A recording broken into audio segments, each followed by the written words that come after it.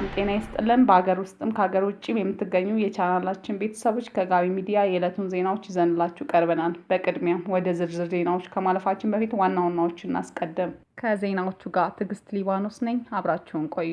አንቀጽ 39 እስከ መገንጠል የሚለውን እስከ መዋሃድ ተብሎ እንዲስተካከል ሀሳብ ቀረበ። ኤርትራ እየፈረሰች ነው። በአስመራ ከባድ ቀውስ ተከስቷል። በትግራይ ክልል በረዶ የቀላቀለ ዝናብ አንድ ታዳጊን ገሎ 10,000 ነዋሪዎችን ማፈናቀሉ ተገለጸ። ግብጽ የኢትዮጵያን የቀይ ባህር ጥያቄ ለማስተናገድ ድጋሚ አዲስ ያለችውን የውሳኔ ሀሳብ አቀረበች። የ9 ዓመቷን ልጇን ሜሊናን በውሃ ውስጥ አፍኖ ገሏል በሚል የተከሰሰው ካናዳዊ የቡና ንግድ ፈጣሪ ኢትዮ ጣሊያናዊው ሉቺያን ፍራቶሊን በናይጄሪያ ካዱና በተሰኘች ግዛት በተፈጸመ ጥቃት 30 ሰዎች ተገደሉ።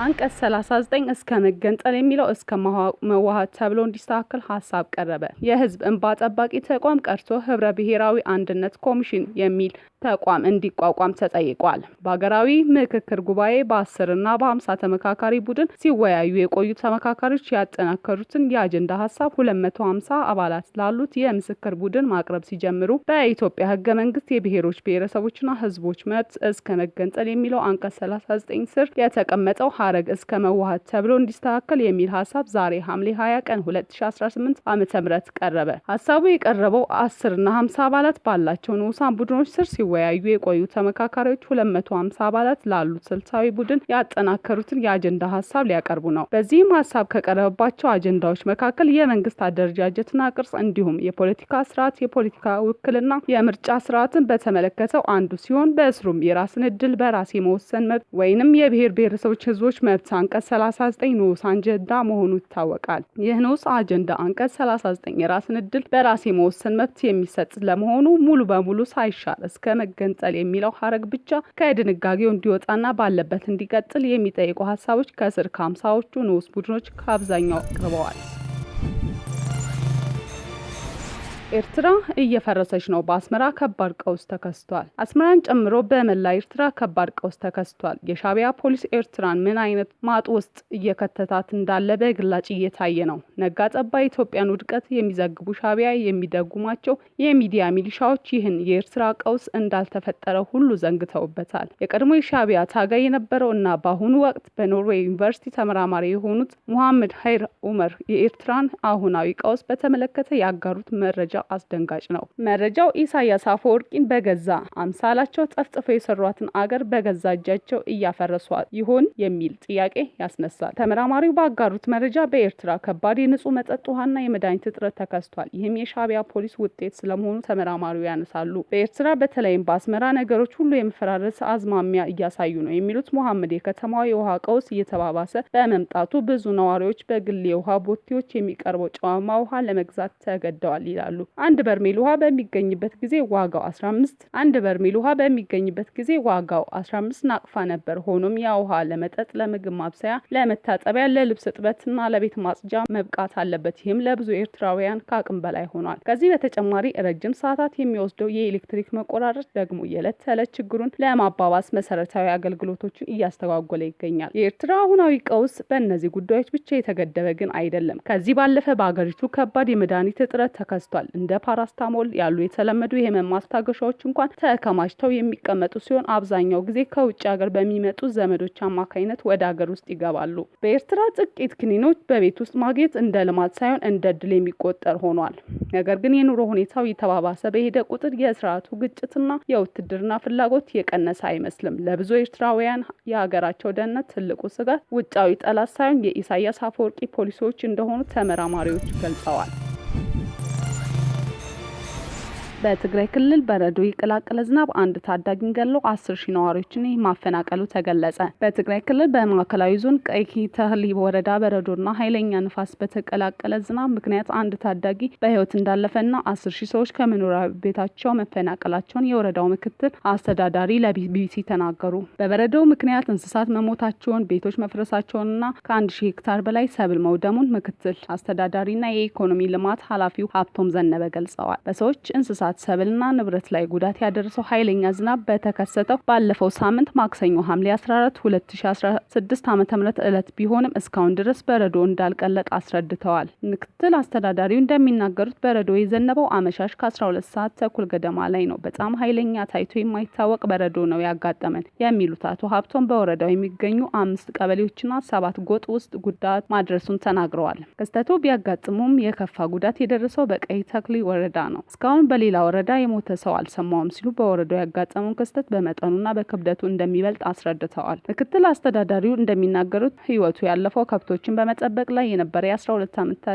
ታዳጊው በረዶ የቀላቀለው ዝናብ ተከትሎ ባመጣው ጎርፍ መወሰዱንም አክለዋል። በበረሃ እያለ ገና ቤት ሳይገባ ነው በረዶ በጎርፉም አደጋ የደረሰበት ብለዋል። ሰዓቱ አመሻሽ ስለነበር ነው እንጂ ብዙ ሰው አደጋ ላይ ይወድቅ ነበር ሲሉም የበለጠ ጉዳት ሊደርስ የሚችልበትን እድል እንደነበር አመልክተዋል። በሰው ላይ ከደረሰው ጉዳት በተጨማሪ ፍየሎችና ከብቶች ጨምሮ 201 የእንስሳት መሞታቸውን ገልጸዋል። በዝናቡ ምክንያት 12 ቤቶች ሙሉ በሙሉ መፍረሳቸውን የሚናገሩት አቶ ሀብተው 625 ቤቶች ላይ ደግሞ ጉዳት መድረሱን አብራርተዋል። ይህም ክስተት ተከትሎ 2134 አባወራዎች ወይም 10556 ሰዎች ከመኖሪያቸው መፈናቀላቸውን ገልጸዋል። አብዛኞቹ የተፈናቀሉ ነዋሪዎች በቤተሰቦቻቸውና ከጎረቤቶቻቸው ጋር መጠለላቸውን እንዲሁም ሌሎች ጊዜያዊ ማቆያ ውስጥ እንዳሉም ጠቅሰዋል።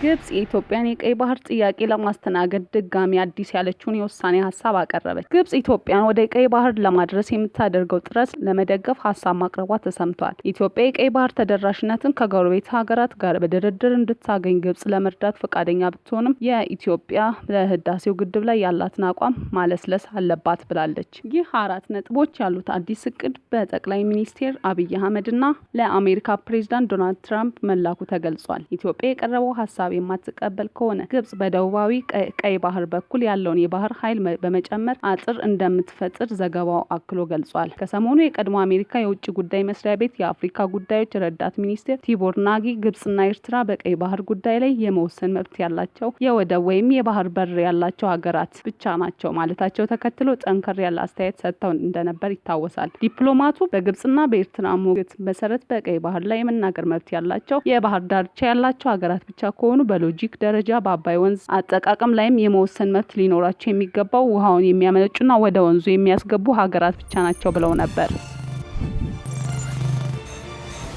የ9 ዓመቷን ልጁን ሜሊናን በውሃ ውስጥ አፍኖ ገሏል በሚል የተከሰሰው ካናዳዊ የቡና ንግድ ፈጣሪ ጣሊያናዊው ሉቺያን ፍራቶሊን በፖሊስ ምርመራ ወቅት ልጁን ከአሜሪካ ውጪ መግደል በጣም ቀላል ይሆን ነበር ሲል የሰጠው ዘግናኝ ቃል በችሎት ተገልጿል። ተከሳሹ የ9 ዓመት ልጁን አግቶ እንደገደለ ቢጠረጠርም መጀመሪያ ላይ ልጄ ታፍናው ተወሰደች የሚል የውሸት ሪፖርት ለፖሊሱ አቅርቦ ነበር። የኒውዮርክ ስቴት ፖሊስ መርማሪዎች ባደረጉት ምርመራ የልጅቷ አስከሬን በታይኮንዶሪጋ በሚገኝ ካሬ ውስጥ ከግንድ ስር ተደብቆ ተገኝቷል። ተከሳሹ ዜግነት ባላቸው ኢትዮጵያን ወይም ጣሊያናዊ ውስጥ ቢሆን ኖሮ ግድያው መፈጸም በእጅጉ ቀላል ይሆንለት እንደነበር ለፖሊስ መናገሩን በችሎት ተገልጿል። የ46 ዓመቱ ተከሳሽ ሉቺያን ፍራቶሊን ሐምሌ 19 2025 እንደ አውሮፓውያን አቆጣጠር ልጁ ሜሊና እንደታፈነች ሪፖርት ካደረገች በኋላ በማግስቱ በፖሊስ በሰዓታት ምርመራ ሲደረግበት ነበር። የኒውዮርኩ ፖሊስ መርማሪ ዳንኤል ማውሮ ለፍርድ ቤቱ እንዳስረዱት ተከሳሹ ልጁ ስለመታፈኗ የሚያወራው ታሪክ እየተምታታበት ሲመጣ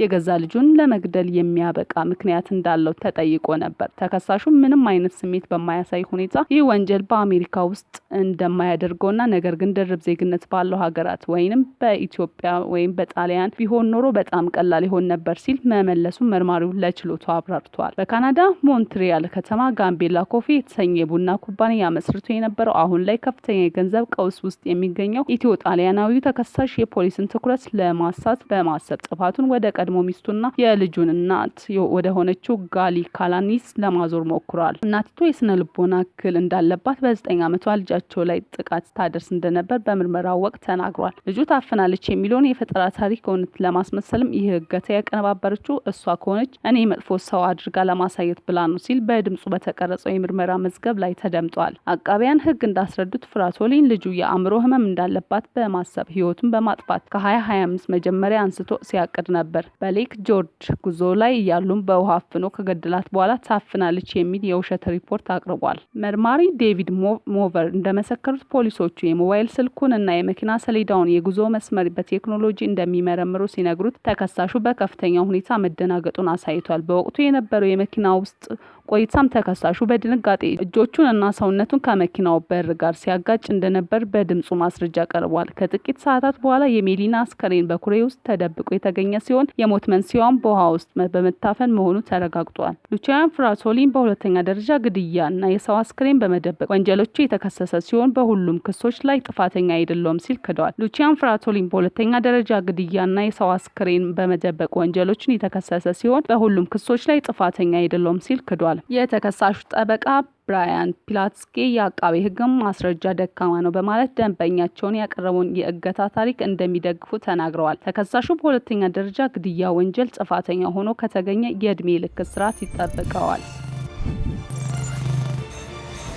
በናይጄሪያ ካዱና በተሰኘች ግዛት በተፈጸመ ጥቃት 30 ሰዎች ተገደሉ። በሰሜን ምዕራብ ናይጄሪያ ካዱና ግዛት በሚገኝ አንድ መንደር ውስጥ ታጣቂዎች በከፈቱት ጥቃት ቢያንስ 30 ሰዎች መገደላቸውን፣ በርካቶች መቁሰላቸውን የአካባቢው ነዋሪዎች ባለስልጣናት አስታወቁ። የበርካቶች ቤትና ሱቆችም ተቃጥለዋል። ጥቃቱ የተፈጸመው በካዱና ግዛት ካውሩ በተሰኘ የአካባቢ አስተዳደር ስር የሚገኘው ናሪዶን በተባለ መንደር ውስጥ ሲሆን ታጣቂዎች እኩለ ሌሊት አካባቢ መንደሯን በመክበብ ተኩስ መክፈታቸውን ሮይተርስ ዘግቧል። እንደ ዘገባው ከሆነ በተገደሉ 30 ሰዎች መካከል ቢያንስ 8 ህጻናት፣ ሴቶችና አዛውንቶች የሚገኙበት ሲሆን ታጣቂዎች እኩለ ሌሊት አካባቢ መንደሯን በመክበብ ተኩስ መክፈታቸውን ሮይተርስ ዘግቧል። የአካባቢው ወጣቶች መሪ አቫያ ዳዋ እንደገለጸው ከሆነ ታጣቂዎቹን ሰዎች በግፍ እንደጨፈጨፉና የጸጥታ አካላት ወደ ስፍራው የደረሱት ጥቃቱ ከተፈጸመ ሰዓታት በኋላ ጠዋት ላይ መሆኑን ለሮይተርስ ገልጸዋል። ተጎጂዎች አብዛኞቹ ሴቶች፣ ህጻናትና አዛውንቶች ናቸው ያለው የወጣቶች መሪ ታጣቂዎች ቤቶችን በእሳት ካቃጠሉ በኋላ